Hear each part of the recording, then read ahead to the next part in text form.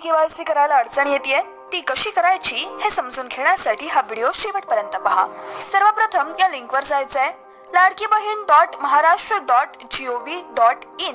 येथे आल्यानंतर एक बॉक्स दिसेल, यामध्ये ब्लिंक होताना दिसेल मुख्यमंत्री माझी लाडकी बहीण योजनेचे लाभार्थी ई-केवायसी प्रक्रिया पूर्ण करण्यासाठी येथे क्लिक करा। त्यानंतर हे पेज ओपन होईल। येथे लाभार्थ्यांचा जो आधार क्रमांक आहे तो टाका। आधार नंबर टाकल्यानंतर विचारली जाईल ती माहिती तशीच तेथे भरा। त्यानंतर खाली मी सहमत आहे या ऑप्शनवर क्लिक करा। त्यानंतर ओटीपी पाठवावर क्लिक करा आणि ओटीपी टाकून सबमिट करा। त्यानंतर दुसरा पर्याय आलेला आहे, ज्यामध्ये वडिलांचा किंवा पतीचा आधार क्रमांक टाकायचा आहे। त्यानंतर दिलेल्या कॅप्चा तसंच तिथे टाकायचं आहे। त्यानंतर मी सहमत आहे वर क्लिक करा आणि पुढे ओटीपी पाठवावर क्लिक करा।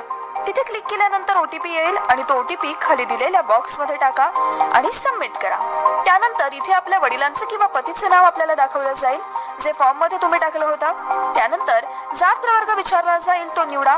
त्यानंतर हा प्रश्न आहे तो व्यवस्थित समजून घ्या, त्या प्रश्नाप्रमाणे योग्य उत्तर निवडा। त्यानंतर पुढचा प्रश्न आहे, योग्य उत्तर निवडा। त्यानंतर खाली आपण दिलेली माहिती ही खरी आहे अशा आशयाचा जो टेक्स्ट आहे त्यावर क्लिक करा आणि सबमिट करा। त्यानंतर तुम्ही इथे तुमची ई-केवायसी पडताळणी यशस्वीरित्या पूर्ण झाली आहे असा एक मेसेज तुम्हाला दिसेल।